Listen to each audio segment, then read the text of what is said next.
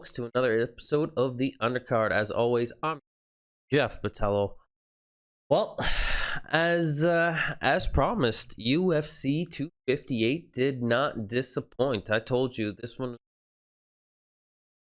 a very entertaining card. It was going to be lots of fireworks, and in my opinion, this was a very, very good card from the prelims all the way on up to the main event. And we learned a few things. We had some surprising things happen in the prelims, and what an amazing main card. We lost a few fights along the way, but some of those replacement fights made up for them in spectacular fashion. All right, so to kick off the night, we had us a fight between Gabe Green versus Philip Rowe, and both men put on a really good performance. Early on in that match, Gabe came out strong, looked to put the pressure on Rowe, and at first, Rowe seemed to use his length very well, his superior striking. Well, not superior striking, but the range. He had quite the reach advantage, and I believe it was a 7-inch reach advantage, if I'm not wrong. And he looked good to use the distance and keep Gabe away from him. I almost feel like this fight is more so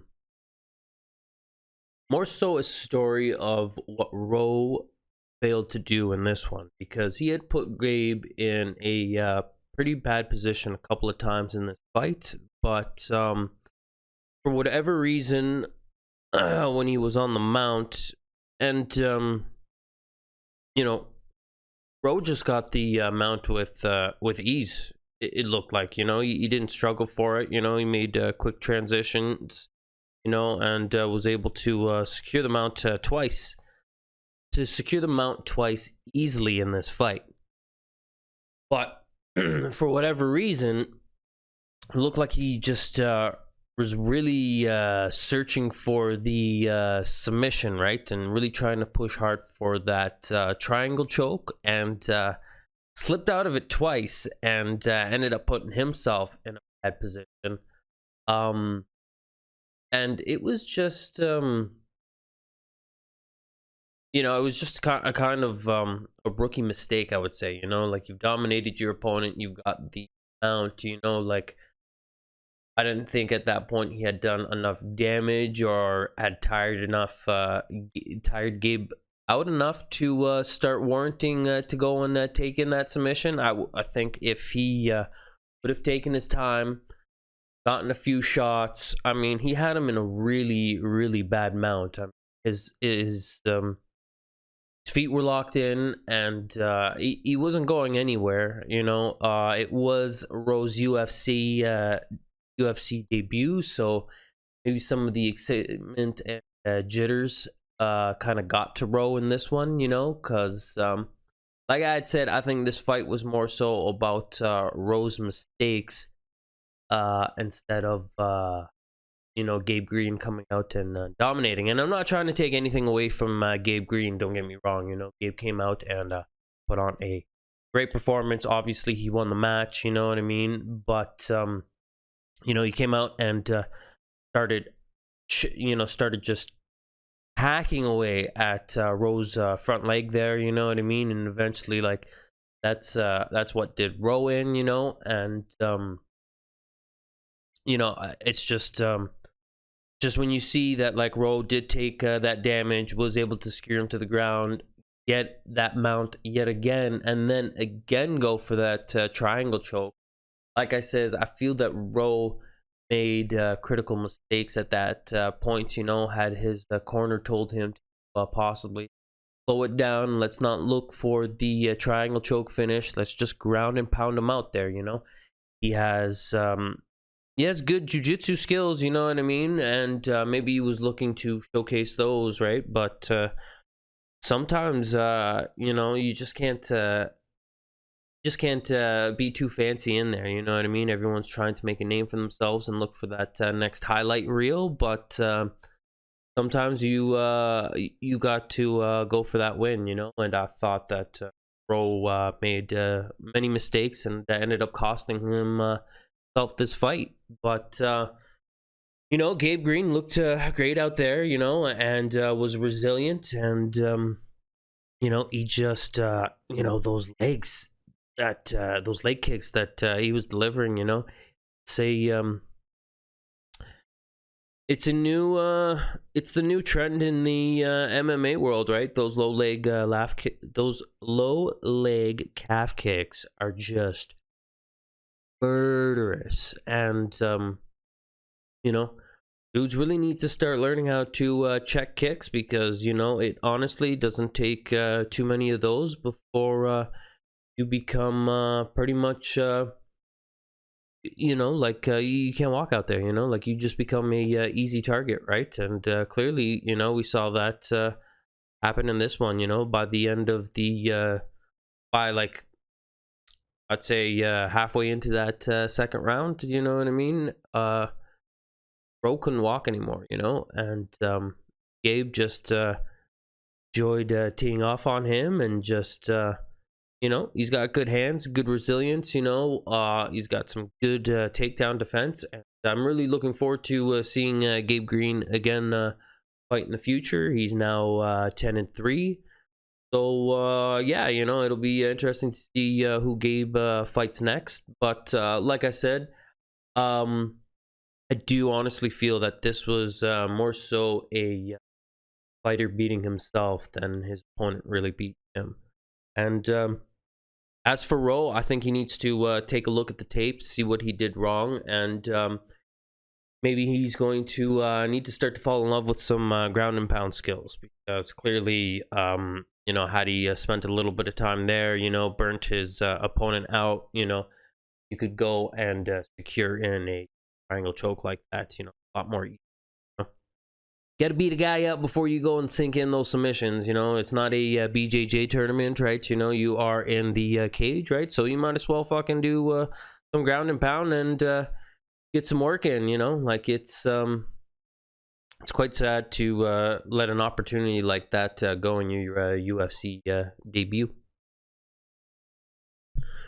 All right, so this next fight was another good one. It was a catchweight fight between Andre Ewell and Chris Gutierrez. As I had originally predicted, I did say that Gutierrez was going to win this fight, and he won via decision. I thought he was going to take this one to the ground and look to kind of like outmuscle his smaller opponent, but that wasn't the case in this one. And this one turned out to be a fun match to watch. You know, the power and the speed of Gutierrez is just phenomenal, you know. Like, he really dominated this fight from the get-go, you know, and just never really allowed Andre kind of get going in this one, you know.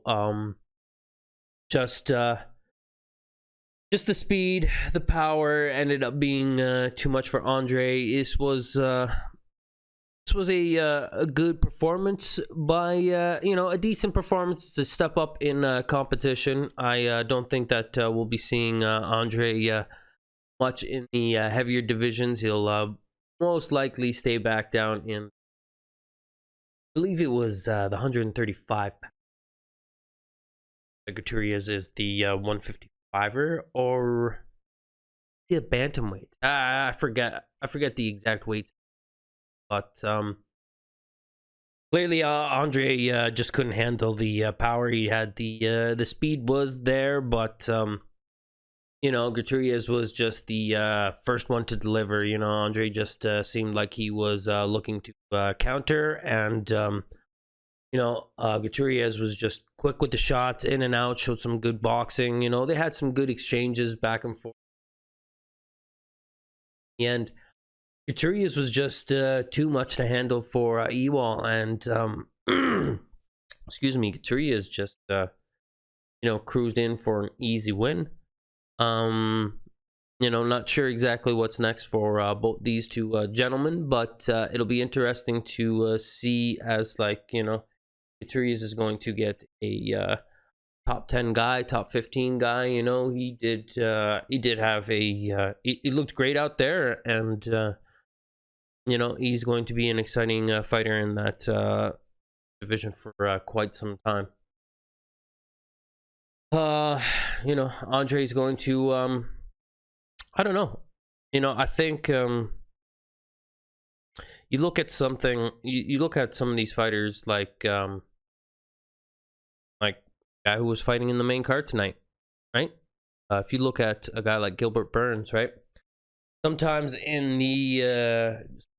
trying to get down to the lightest division as possible for a size advantage isn't the best thing to do, right? Sometimes you need to fill out your body frame so that you can actually have power behind that, right? And look at Gilbert Burns. Gilbert Burns, after moving from what was it, the 155 to the 170-pound division, he was small man in height and stature for that division, but the dude's got amazing KO ability, got some heavy hands for that division, super quick for that division, and he's a problem for that division, so maybe Andre needs to rethink his game a little bit, right? Pack on some muscle, right? And make a run at the lightweight division and the bantamweight, right? He is I believe he's like 5'11", you know what I mean? Almost 6 feet, right? So, a lot of these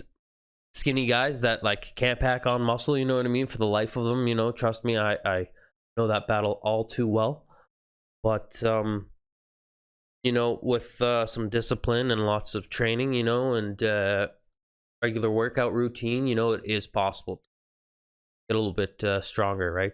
Pack on that muscle, right? So it's just going back and retooling and working with a nutritionist, working with the right people, right?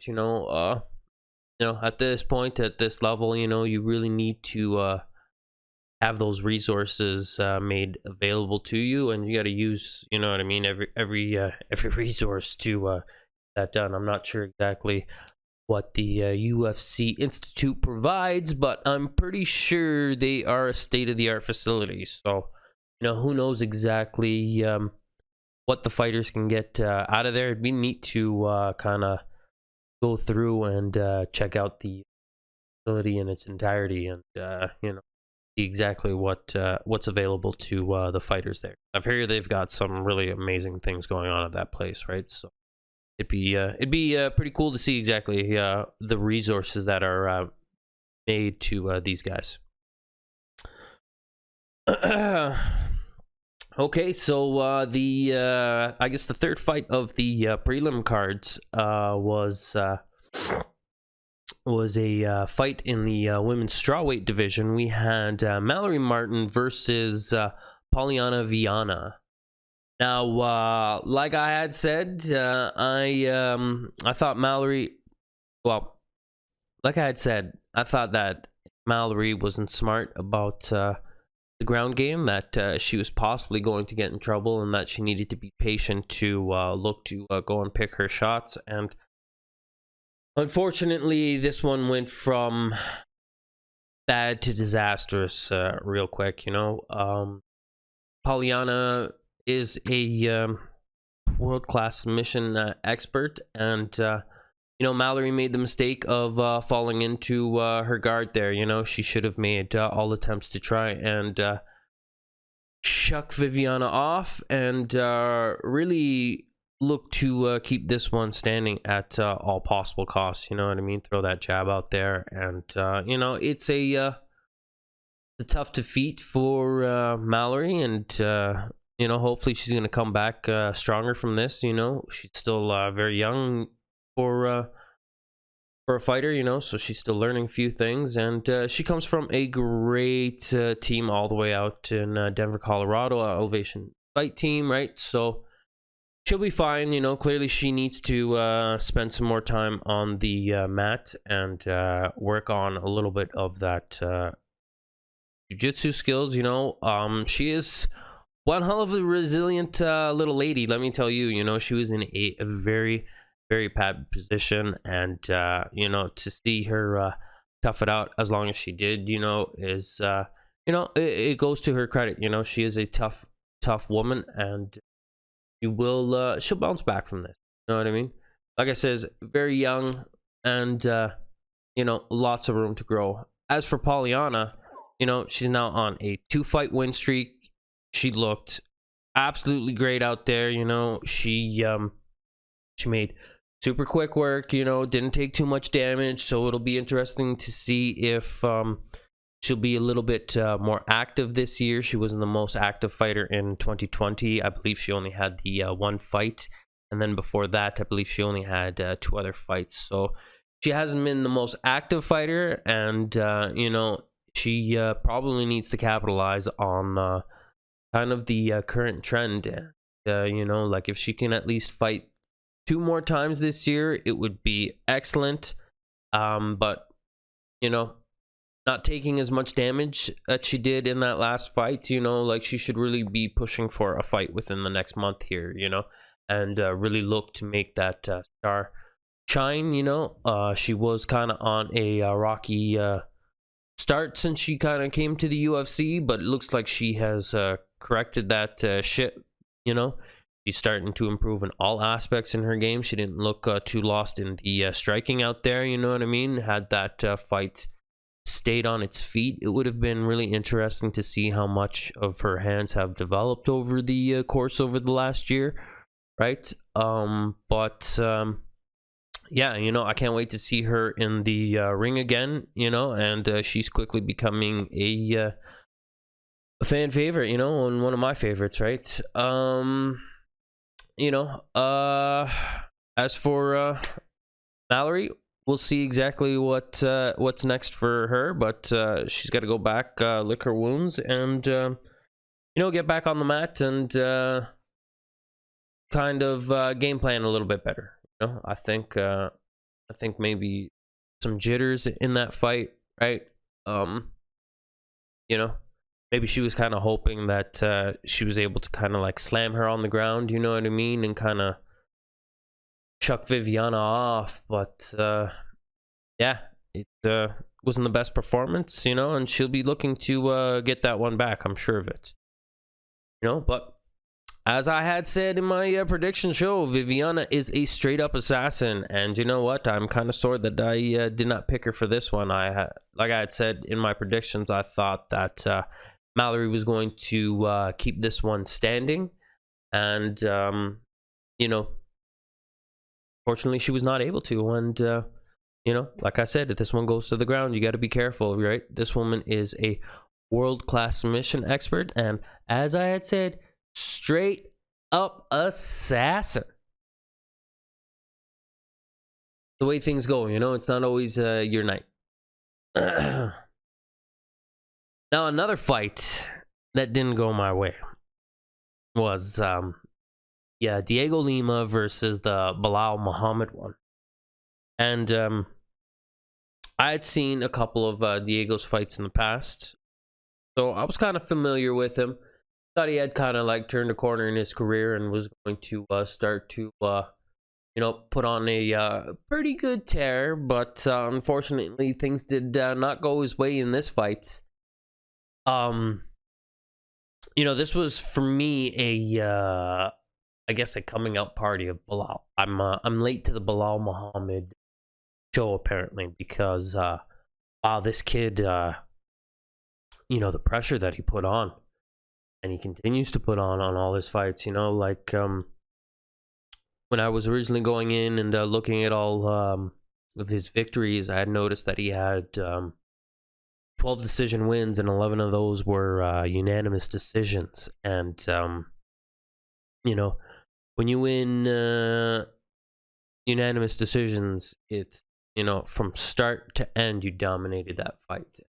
There's a reason why he wins in that fashion, you know. He doesn't, he's not the heaviest hitter, doesn't have big hands, you know, like he stung Diego a couple of times, but never really had Diego in real big trouble. So, you know, it's there's a question as to, like, in my mind, is he in the right division? You know what I mean? Because, like, I'm not saying, you know, yes, he's in the right division because he's winning and this and that, but I'm just wondering if he could get down another weight division, you know what I mean? Like, will he be more powerful in that division? Much like I said, you know, how Burns moved up a division and then he was up more stronger, right? Like, could that happen if this guy goes down? You know what I mean? Maybe he's just hanging with the big boys a little bit too there, you know? Because he is such dominant, you know, if he could start knocking guys out, it would be like, would be a household name, I would think, at this point, you know what I mean? But because he doesn't have the power behind his hands, right, you know, had this been a 5-round fight, like, I see him in trouble, right? By the end of that second round, you know, Biles' leg was fucking pretty beat up, and, you know, over the course of championship rounds, you know, how long will that leg be able to sustain that, you know? How long can you take a beating over and over again? And now I'm sure people have looked at this and they're looking at it and they're saying, well, you know, with a guy that keeps pressuring in like that and is constantly in your face, you're going to have to slow him down. And the only way to slow him down is to start taking out his legs, right? So start to wonder if this becomes like a game plan, you know what I mean? A blueprint, right? You know, Bilal's gonna have to definitely work on a few things. He's got all the skill, all the athleticism in the world, but he's definitely gonna need to start learning to check that leg kick, because he's going to be seeing that a lot more in the future. You can bet on that. And like I said, it's the new current trend in MMA, you know, and it's becoming more and more popular, right? So, like, you know, that leg checking game is going to become, you know, you're gonna need to put it in your repertoire if you ain't got one, right? And if he's going to look to get into the next level in the next tier of fighters, right, he's gonna have problems, right, you know. But yeah, I mean, I probably will not be betting against Bilal anytime in the future, right? He looked great out there, such a dominating performance, you know. What can I say about Douglas? You know, the dude was very resilient in this fight. He's a tough fighter, right? You know, he ate a lot of shots. It just it seemed that it just took him way too long to really get going, you know. Really didn't use his range effective, but he just really couldn't because Bilal was in his face, you know. And you know, Douglas had some great striking exchanges, you know what I mean? Like, and he definitely stung Bilal a couple of times, you know. It just for whatever reason, it seemed the pace of Douglas he'd come in, fire a couple of things, you know, and then just stop, you know, and then wait to kind of collect himself. And can't be doing that in today's UFC, you know. Like, you've got guys out there that just straight keep pushing and keep pushing and keep pushing. Your gas tank in MMA has to be so big and so ridiculous, you know what I mean? You look at a guy like his opponent Bilal, you know what I mean? He just kept pushing that pace, right? You look at guys like a Colby Covington, a Kamaru Oozeman, you know, guys that can just stay in there and keep going, you know, and keep throwing and keep trading shots and throwing for high volumes of numbers, you know. It's very it's going to become a glaring weakness, and Diego is, you know, he's kind of like, as I said, on the wrong side of 30. You know, he's getting older. he's got to figure out a few things. You know, if he wants to make an actual shot at this, an actual, you know, run for the title, he's going to need to start piecing a few of these things together quicker. You know, you just can't rely on your striking ability to carry you in MMA. You know, MMA is not it's not that sport anymore. You know, it's not that old sport where you can kind of like skate by, right? You know, you've got guys that have got, you know, that are just great in all aspects, and you know, can just keep pushing and they don't stop for nothing. You know, and these rounds are long, but you got to learn to pace yourself and fucking get out there and you know, you got to push and push and push and push and push. You just, for every second, every, you know, from clock to clock. There's no taking breaths. There's no collecting yourself, right?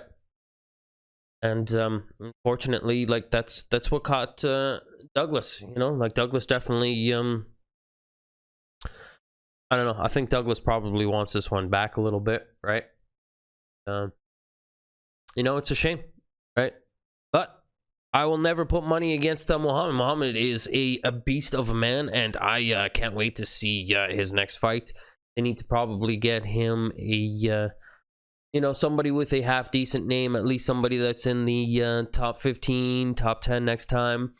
And yeah, I'm really looking forward to it. Excuse me. Whew. Had a sneezing fit there. Okay, so what was the how could I forget? This one was a crazy fight. This one was so nuts. I mean, by all means, even I was talking in my predictions that, like, this Hernandez kid has got no chance. And Hadolfo Vieira versus Anthony Hernandez. I mean, wow. This was upset of the night for sure. I think the odds makers had this one at like minus 400 for Vieira. And you know, Hernandez just came out to fight, man. It was awesome, right? You know, it just, you know, he knew the situation. He knew what was at hand. You know, he probably knew that there was a chance that he was possibly going to get cut, right? You know, he had a lot of pressure going into this fight, you know, and no one had a more bigger statement than Hernandez did on this night. And in the fashion that he did it, you know, like he kept this thing standing. He beat up on Hernandez and busting him up good, busting him up early. Hernandez gassed himself out, you know, defending on the ground. And you know, I had said that originally it sucks when you go into a fight and your strengths are your opponent's strengths. And, you know, that should have been the case in this one, but it was not the case on this night, you know. Hernandez almost put Vieira away in the first round there, you know, and then he was able to secure the guillotine choke for the second round submission win. And you know, he just was shock of the night, you know. And the one thing that I noticed right away, though, is as soon as Hernandez came out in the walkout, you know what I mean, how like trimmed up he was compared to when we'd seen him in the past. He had looked like he fixed up a lot of you know what I mean, like cardio and cardio issues, you know what I mean. He just looked great, you know. It just, you know, wow, it was so surprising, you know, like nobody was picking Hernandez for that fight, you know, but if you put some money down on that one, whew, made out like a bandit, that's for sure. You know, it'll be interesting to see what's next for Hernandez, you know. As for Vieira, you know, maybe he might have to bump up in weight division or something like that, because like he looked awfully heavy, you know, and the way he gassed out there, um it was bad. You know, it wasn't impressive, and this one by no mean was like no fault as to like mistakes that he was made. You know how like we had talked in that Rowe and Green and Gabe Green fight, that you know, like I felt that fight was more so a loss because of mistakes. Well, this one wasn't to do that. This one was all Hernandez. Hernandez brought the fucking heat, and Hera just couldn't handle it. You know, like it says, is like it's easy that when you're dominating competition, but like, you know, when things don't go your way, you know, like how do you respond and how do you bounce back, right? And you know, clearly we could see that because of the bad position that he was in, because he got beat up early on the feet early, you know, that he was gassed out, and the conditioning became a glaring weakness, as he was toast. You know what I mean? He was lucky that it didn't end in first round, and you could see coming out into the second round the way that he was breathing. You know, his mouth all wide open. He was absolutely gassed and done for, and you knew it was only a matter of time as to like when Hernandez was going to put that man away. And you know, it's got to put a big smile on your face when you go and you submit the guy who is known as the black belt hunter, right? You know, there's no more there's no more gratifying feeling than getting a win like that over a submission world class expert, you know. All right, so this next one was to start off. Well, this one kicked off the main card for UFC 258. It was Piccolo versus Marquez in this one. This was a fun back and forth fight between these two gentlemen. They had some great striking attempts, but ultimately, in the end, Marquez was able to sink in I believe this was a rear naked choke, and he looked pretty decent out there. You know, I didn't expect this one to go to the ground as often as it did. I thought this was going to more so stay on the feet, and you know, it was a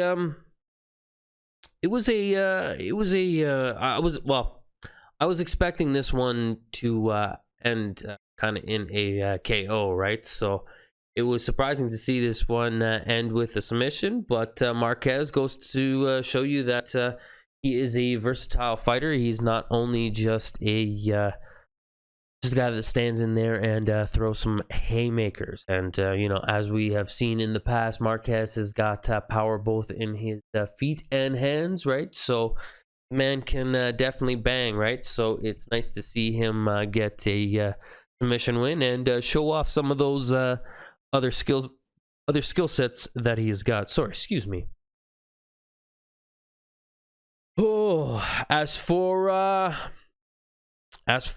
Pico, he looked okay in this fight. You know, had some good exchanges. The striking was a little bit slow, right? Didn't really look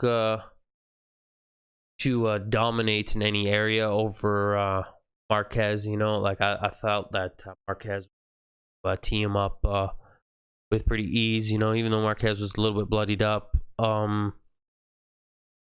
You know, these two had a decent little tilt, you know, but in the end, Marquez was able to kind of like wear out his opponent and, you know, take his back and sink in that choke. I thought it was kind of funny afterwards that Marquez, he was asking Miley Cyrus to be his Valentine, right? And she actually tweeted back, if you shave a MC into your chest, I'll be yours. Yeah, because that man had some wild chest hair. It was glorious. But yeah, I'm you know, like it says, I'm learning a lot of these fighters. It'd been a while since I had you know, like was this hardcore about MMA, but we're slowly learning this roster, and Marquez is definitely going to be one of those guys that I'm going to be looking forward to. Marquez is a name that I'm going to have to put in the memory banks, as you know, the Marquez name in general is looking to be a pretty big name. Different families, but in that last UFC fight night, there was another Marquez that went and dominated, right? So it's a good time to be a Marquez, that's for sure. This next one was in the featherweight division, and this one was the fight that I was most hyped for. You know what I mean? This was originally going to be in the prelims, but we unfortunately lost the Jim Miller and Bobby Green fight in this one. We also lost to open up the prelims. We lost Jillian Roberts versus Fear the Maverick Miranda. Miranda Fear the Maverick. Sorry, got that all backed up. The dyslexia kicked in there for a moment. So this one replaced that one on the main card, which I wasn't too mad at when I found that out, because like I had said in my previous show, that I was kind of surprised that this was not on the main card to begin with. You know what I mean? Because I had also mentioned that this card had a ton of young talent on it, right? And Ricky Simone is that big future superstar in the featherweight division, you know, and he is currently, I believe he's like now 18-3 after last night's win. And he put on a very good performance against Keller, you know, and Keller is a game fighter. They had a good scrap. Keller got banged up early in that one. We thought originally it was a clash of heads, but turns out early in the first takedown, Ricky was able to get a very sneaky elbow in and smash Keller like right above the eye, which you know, you could never really get that closed again, you know what I mean? And it's in that area where it was, right? It was a problem for Keller, you know. Not that the fight got stopped, but you could tell that you know, he was trying to clean it up as often as possible. Didn't make his fight any easier, you know. And you know, he definitely was game to continue to scrap, right? Wasn't going to use that as an excuse as to why he lost. And you know, it was a very, very impressive win for Ricky, you know what I mean? Like, I know to your average fan, they probably don't, they look at a guy like Keller and they're probably all like, oh, well, you know, he's got an okay record, but, you know, trust me, Brian is a very, very tough individual, you know. Probably not going to be fighting for a championship anytime, but Keller is a great step up in competition for the UFC's younger talent. You know what I mean? It's going to let these young kids know exactly where they are in their developmental stage in their MMA careers, as you know, like what we learned from Ricky in this one, you know, like Ricky's hands are getting better and better, you know, his ground game is forever, you know, getting stronger, you know, and he delivered some great ground and pound, was able to secure some easy takedowns in this one, you know, and just, you know, Ricky's got a very complete game, and he's going to be a problem in this division for a while, you know. I'd like to see him kind of get somebody that is like at least a top 15 guy, you know. Like, he needs to get that big name, get some shine on this kid, you know. And he's going about it in the right way. This is his second fight already this year, and you know, he probably is going to need a little bit of time to recover. He was like I says, in there with a guy that can bang, right? So he's going to let that body heal up, but hopefully he can have another quick turnaround, and hopefully we'll see him the next 2 months, hopefully, you know, fighting again, right? You don't know Ricky Simone, but, you know, like, better start paying attention to the kid, you know. The kid could definitely surprise people in the next couple of years here, you know. You're not, if you're not on the Ricky Simeon train yet, give your head a shake. All right, so this next fight was in the middleweight division. This was a bout between Kevin Gastelum versus Ian Heinich. This one ended up going to the decision, which I was super surprised with. I thought for sure that someone was going to go to sleep in this one, as I had said that these men both kind of possess the same skill set, you know.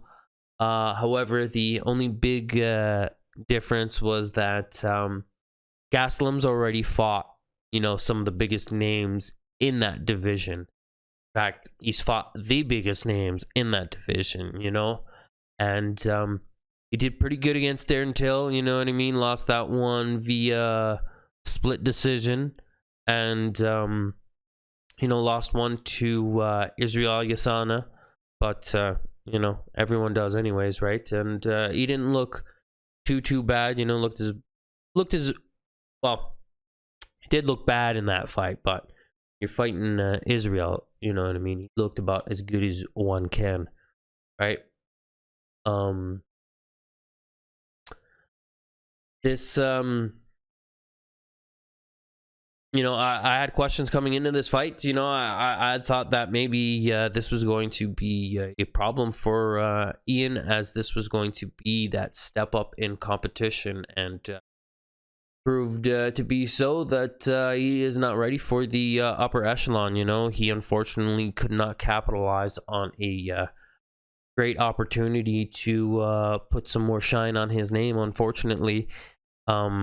You know, had he gone out there and gotten at least the win, you know, he would have had that big name on his resume finally, which he just doesn't have at this point. You know, his MMA career is pretty good. I think he's now 14-4, you know what I mean? Was 14-3 going into this one, right? So he's had a decent career, but, you know, the things that we learned in that fight was that you know, well, he just lost the first two, right? You got dominated in the first two, right? You know, he wasn't able to stop the takedown of Kevin of Calvin.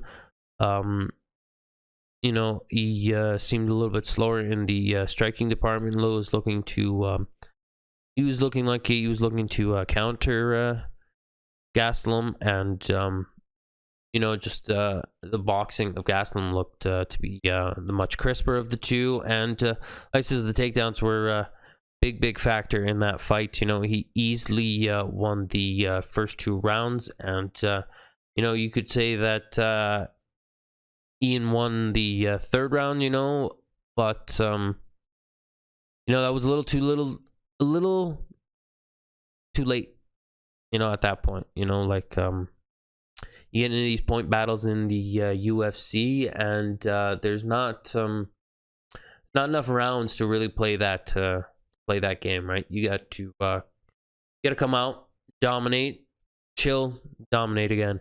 You know what I mean? That's your best bet. You know what I mean? Or if you can get 2 quick ones, you know, and cruise that 3rd one, it's a good way to go about it. But you know, you just can't wait to dump that gas tank at the end. You know what I mean? You leave yourself very disappointed, and you leave yourself with many unanswered questions. And it's always that what if factor. Why didn't I do this? Why didn't I do that? You know, a very frustrating thing to do to yourself when you go back and you start watching the tape again, and then you realize that, you know what I mean, didn't leave it all out there on the line.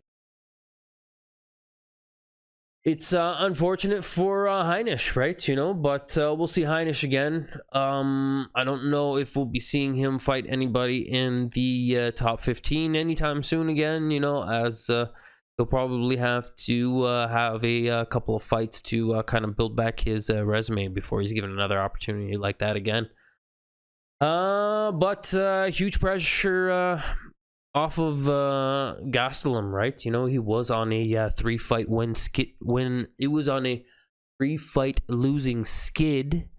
So you can best believe that he's happy to get that monkey off his back, get back in the winning column. You know, he is on the right side of 30. He is 29, right? So he can make another run at middleweight gold yet again, you know, and we'll be definitely glad to see him fight again. He is a very fun fighter to watch, a very entertaining fighter to watch, you know, and as I said, big missed opportunity for Ian to further his MMA career, but this is the fight game, you know, and it is a very tough and cruel one, that's for sure.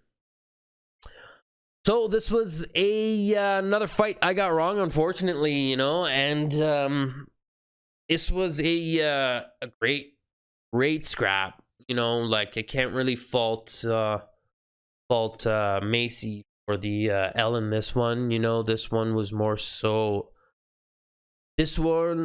for me was more so of the coming out party of Alexa Grasso, you know. I had said previously I felt that this was going to be Macy's toughest fight to date, and it definitely was, you know. For that women's flyweight division, Macy Barber is pretty big for that division, you know.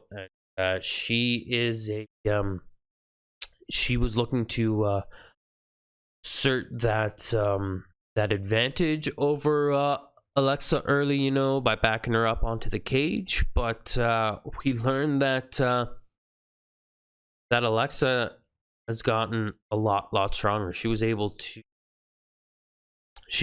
hold her own against Macy in there. She was able to get out of Macy's clinch, you know what I mean? Reverse positions on Macy, you know. I had originally thought that Macy was going to come in here and completely dominate from the gate, you know, and that was not the case in this fight at all, you know. Like, Alexa just looked absolutely stunning in this fight, you know. Great striking ability, you know.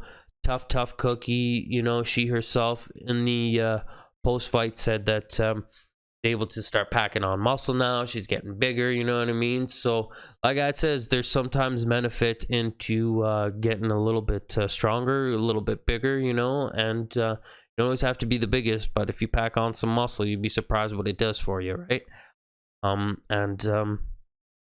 You know, like, kudos to Alexa. You know, she has put Mexico on her back. You know, Dana White has put probably a little bit more pressure on the young woman, calling her the Mexico's version of Ronda Rousey. You know what I mean? Which is high praise, right? But you know, like, I didn't see the hype behind Alexa, and I did watch her last fight, and she did have great striking, and you know, and she looked dominant, but her record previously was kind of yeah. But you know, looking back, she was in wars in all those fights, you know what I mean? And even though she had lost a few, she wasn't out of those fights, you know what I mean? They weren't like unanimous decisions, they were split decisions, you know. And you know, it's still early in her MMA career, you know, and with for me, with a big name like Macy Barber, even though Macy Barber's not a huge name, it's the biggest name on her MMA career to date, and it just showed that there's levels to this game, and coming into this one, I had questions about Macy's striking ability and would she be able to, hold her own against Alexa Grasso. You know what I mean? Like I said, I was more so curious to see the level in which Macy's striking was at, and clearly she's got to retool and rethink a few things, and Macy's still very, very young. She's 22 years old. She's put a lot of undue pressure on herself, wanting to become the youngest champion, stuff like that. And it's great to have goals and aspirations and stuff. But, she did have that ACL tear. And she might just need to slow things down a little bit. She's definitely going to be a bright star in this division for a long time. You know what I mean? I wouldn't read too much into this L. It's not like she looked absolutely terrible out there, because she didn't. She looked half decent. Even though this was a unanimous decision for Alexa Grasso, Macy wasn't like Macy was blown out of the water or anything. It just looked that Macy needs to acquire a bigger skill set. She'll definitely need to polish up her boxing skills. She'll need to get working in. She works with that Rufus camp, right? So she'll need to develop the kickboxing skills a little bit. And she'll bounce back. She's got the strength. She looks good for the weight division. You know what I mean? I think she's going to be I don't think she's going to be. I know she's going to be a real big problem for these women in the future. Like I says, she's still just a baby. She's only 22 years old. You know what I mean? I guarantee, by the time she's 25, she's probably going to rattle off another 8 victories. She's too talented, too skilled to, not bounce back from this, right? But clearly she's going to need to learn to acquire more skill sets and not rely on her, on what she's got already, Got a good solid base, but you need to forever keep on evolving, you know what I mean? And if it's evolving physically and skill wise, you gotta constantly be changing and upgrading your game skill set, right? Look at Alexa; it's done wonders for her, right? She's transformed her body a little bit, you know what I mean? Got bigger throughout the shoulders, and was able to bully Macy around just as much as she was getting bullied around as well, right? And the superior striking of Alexa, she could be a problem for this division. It's curious to see if she's going to be turning around and fighting again here shortly. I think originally she had said that she's probably looking to fight in July again, which isn't too bad of a turnaround, but hopefully she'll at least fight 2 more times this year if all things go well. And then same with Macy. Hopefully we get to see her around the summertime again, get back into the ring, and with like I said, with this current trend of trying to stay relevant and active as much as possible, Macy just should heal up and look for the next scrap as soon as possible, especially with that year layoff, right? She needs to get as much experience and seasoned up as much as possible. It's heartbreaking that she wasn't able to capitalize on this huge and incredible opportunity. I felt like with a win over Alexa, it would have launched her into superstardom, but don't get me wrong, she will be a superstar in the future. Macy, these L's suck, but keep your head up, kid. You're gonna be fucking alright. Okay, as to the main event, this one was a year in the making. It seemed like it was never gonna happen, but finally it was here. Kamaru Oozeman versus Gilbert Burns. And, you know, this one absolutely delivered. You know, that fucking stare down at the beginning, whoo, that was some fire, yo. You know, Kamaru, you know, I don't know if y'all caught it, but Gilbert went out to kind of give him a little fist bump there, and Kamaru didn't want nothing to do with it. It was personal. It was personal. Jeez, I can't. It was personal for Kamaru in this one. You know, Kamaru has got that Jordan mindset, and he talked about that a little bit at the press conference. But we'll get into that a little bit later. You know,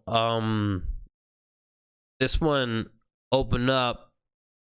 And it didn't look good for Kamaru right off the bat as Gilbert came out and landed that cross and seemed to have rocked Oozeman pretty early in that fight, you know. And Oozeman looked to get rocked a couple of times early and often. And, you know, at that point, Burns was almost smelling, you know, like it was like a shark, you know, smelling blood in the water, right? You know, and he was going in for that kill. And props to Oozeman. That is one tough son of a bitch. You know, he weathered that storm.